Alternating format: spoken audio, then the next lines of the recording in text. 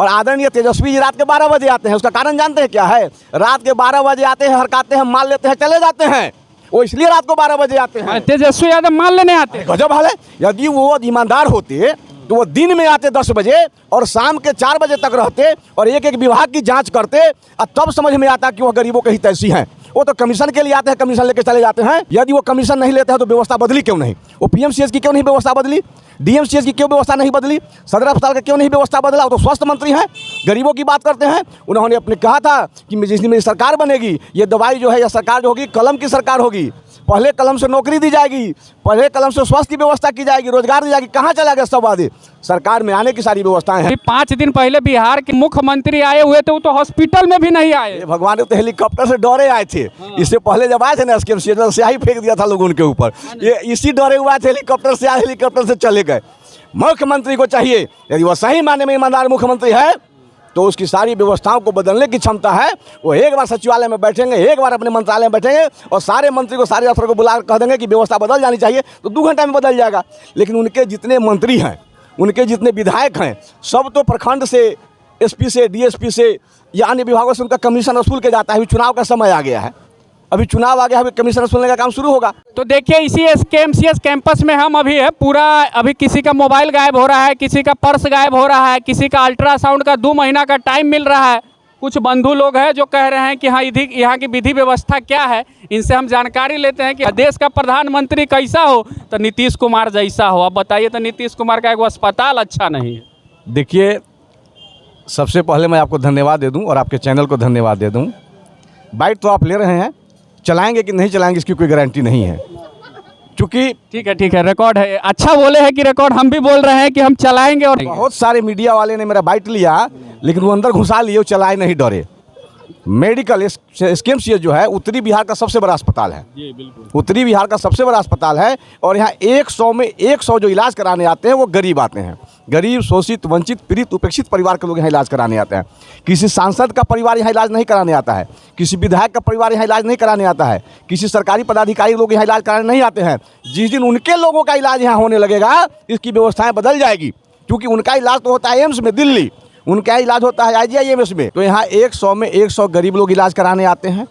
आप वार्ड में चले जाइए, कितनी गंदगी है, वार्ड से बाहर निकलिए, कितनी गंदगी है। मैं इस गंदगी के सफाई के लिए पिछले 6 वर्षों से, आज नहीं, पिछले 6 वर्षों से लगातार मैंने यहाँ के सुप्रिटेंडेंट को, डिप्टी सुप्रिटेंडेंट को, मुख्यमंत्री को, स्वास्थ्य मंत्री को लिखने का काम किया कि भाई अस्पताल की सफाई कराइए।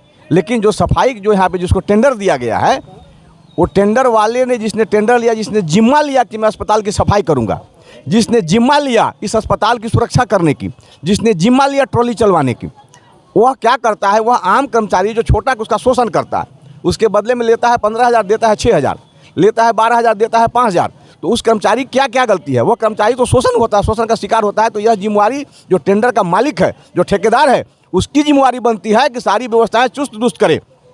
अस्पताल प्रशासन की जिम्मेवारी बनती है उसकी व्यवस्था करे। यहाँ के अधीक्षक साहब बैठते हैं एसी में, उपाधीक्षक साहब बैठते हैं एसी में, HOD बैठते हैं एसी में। और वार्ड में चले जाइए, वहाँ जो गरीब इलाज कराने आते हैं उसके लिए भी एसी की व्यवस्था करनी होगी। ऐसा मैं लड़ाई लड़ रहा हूँ और आने वाले समय में उनको व्यवस्था करना होगा। इसके लिए चाहे मुझे जहाँ तक जाना होगा मैं जाऊँगा। आप पूरा अस्पताल घूम लीजिए, नाला की सफाई नहीं हुई। ये OP है, OP के बगल में वहाँ देख लीजिए, थोड़ा सा घुमा दीजिए कैमरा, तो घुमा दीजिए, देखिए, है ना। मैं कम से कम 10 बार लिखा अस्पताल प्रशासन को, यहाँ के कमिश्नर को लिखा मैं कि अस्पताल परिसर में मोटरसाइकिल की चोरी हो जाती है तो मोटरसाइकिल लगाने के लिए अलग जो है कि उसकी व्यवस्था कराई जाए और 2 रुपया प्रति मोटरसाइकिल लिया जाए। क्योंकि यहाँ गरीब इलाज कराने आता है तो 2 रुपया लेकर उसकी सुरक्षा करिए।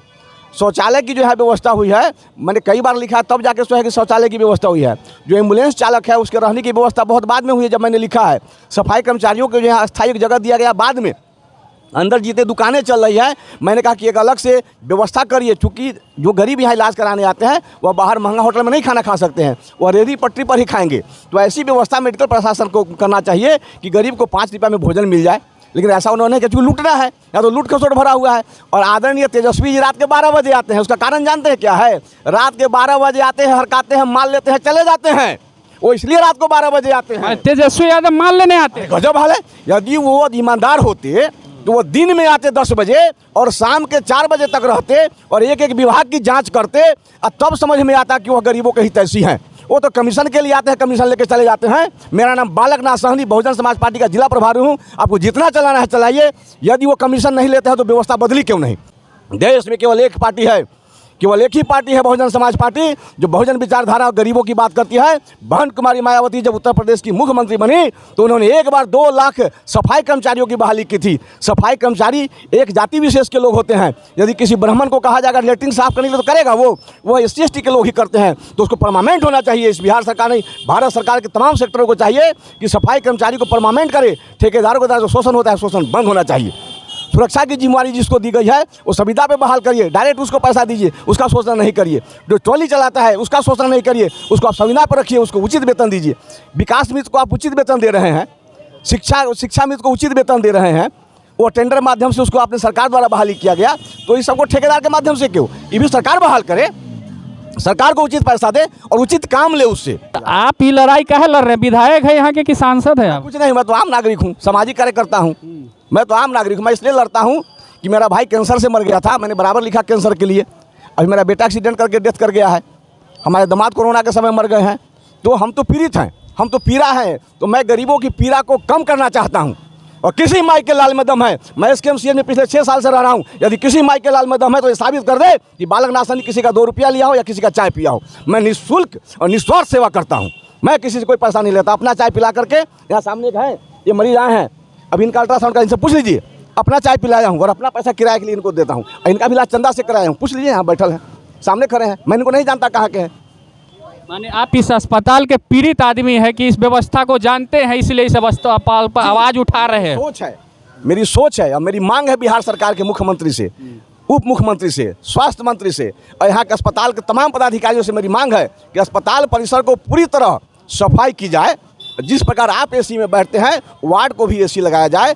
और जो लावारिस लाश जहाँ रखा जाता है वहाँ बहुत बदबू आता है। इसके तुम कई बार लिख दिए।